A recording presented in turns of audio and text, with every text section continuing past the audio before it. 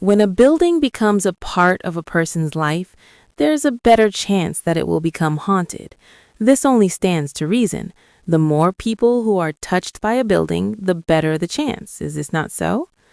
One of the centers of colonial life and the years that followed was the mill. The population was primarily involved with agriculture, particularly in the middle and eastern forks of Long Island, and as such, the mill became an integral part of their lives. Flour and meal is much easier to transport than wheat and corn, and one of the centers of this activity was the grist mill in Stony Brook Village. The Setauket Indians called the stream which feeds the mill by the name of Kutzgunsuck, or brook laden with small stones. The early settlers changed that to Stony Brook. It was believed to have been settled about 1660, second to Setauket, which was settled in 1655. And in 1699, Adam Smith, son of the founder of Smithtown, Richard Bull Smith, was granted rights to the stream on the condition that he would build and maintain a grist mill. The following year, after completing construction, he was granted 1/10 of the wheat and 1/8 of the corn and rye yielded from the townspeople. In about 1750, the mill and dam was destroyed in a storm, and a new one built upon that site. At the time, the mill was one of the centers of village life. People came to have their crops milled and passed their time exchanging news, stories, and making new acquaintances. Then came the Revolution, and to add insult to injuries during hard times of shortages and want, the British troops garrisoned nearby used to come to the mill and confiscate its products. Following the war, the mill was a symbol of prosperity. By 1850, schooners carrying up to 100 tons of grain would unload at the mill. In addition, the mill was used for sawing logs into lumber. In the late 1800s, Edward Kane, a brewer from Brooklyn, was the owner of the grist mill. He planted grapes nearby and devised a method to crush the grapes at the mill and capture the juice to make wine. And still, the mill was a center of the community. Kane's miller was Alois Kopriva, who played gypsy music on the violin at the grist mill, introduced a new milling process which made excellent wine, and advocated women's rights. As late as the mid-20th century, the then miller, Frank Schaefer, was selling a whole wheat flour known for its healthy properties and shipping it to 41 states. Then came the 1940s and Ward Melville, heir to the Tom McAn shoe fortune. Melville seems to have always wanted to live in a quaint New England village, and though he could have probably afforded to buy several, he instead bought up most of Stony Brook, Setauket, and Old Field, and set about remaking Stony Brook into his idea of one. One of the results of this effort was the creation of what is the world's first strip mall and the salvation and preservation of many historic buildings, including the grist mill. As a result of his efforts, as well as a lot of local sweat and energy, the Stony Brook Grist Mill is one of the best preserved and few remaining working grist mills in the country today. Listed on the National Register of Historic Places, technically, according to the New York Times interview with Hap Barnes, 12/13/1992, it is unique in that it has 2 bolting machines that separate the fine flour for baking from the coarse flour for animal feed. No other mill on the island has this much original equipment. The principle of the mill is simple. The stream is dammed, then water passes into the sluice, which is then released to turn the large wheel, which sets in motion a surprisingly complex set of gears, which in turn spins 2 French beer stones, 5 feet across and weighing a ton each, which then grind the grain into flour. I've been to the Stony Brook Grist Mills several times, and I've heard this process from the first floor. It's a timeless sound, or more accurately, a sound that takes you back in time, and at least for some of us, most certainly touches some long-buried inherited memory.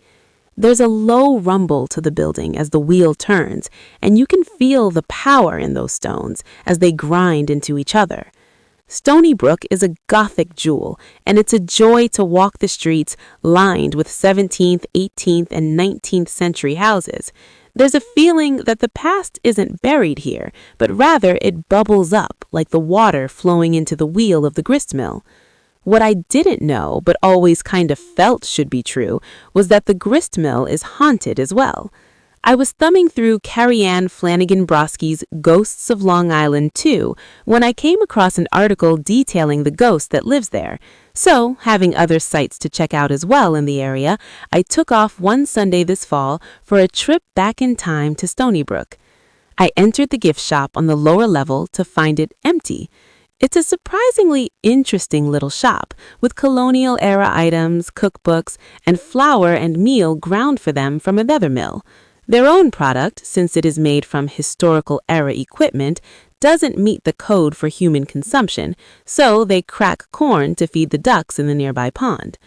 I could hear noise from upstairs, as well as a fine mist of dust coming through the floorboards, and a few minutes later, a woman poked her head down from the steps, obviously disappointed to see me there.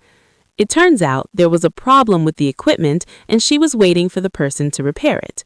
While I was waiting, a lady from Newsday had come in to ask some questions for an article, and being a bit better at these things, she jumped in and started asking. The lady who was crouching on the steps, it turns out, was the miller, Marianne, as she is called. Marianne is just the sort of woman you would expect to take on a job like this, all business, obviously a bit put out by the mechanical problems and not particularly in the mood to be dealing with visitors, as she had a crop of school children the next morning to see the mill in operation. There is more than a bit of the stubborn Yankee in her, as well as a bit of the timeless about her, which makes her seem right at home here.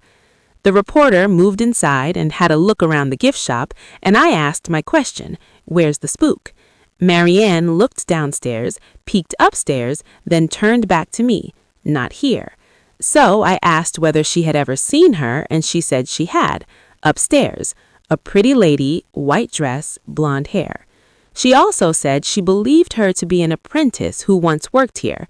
She had sat down after a long day and fell into a nap, only to awaken by her hand being nudged by a ghostly dog and open her eyes to see the lady hovering above her.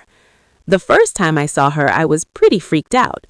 She said something very wise when it comes to things supernatural. You have to believe in it to see it.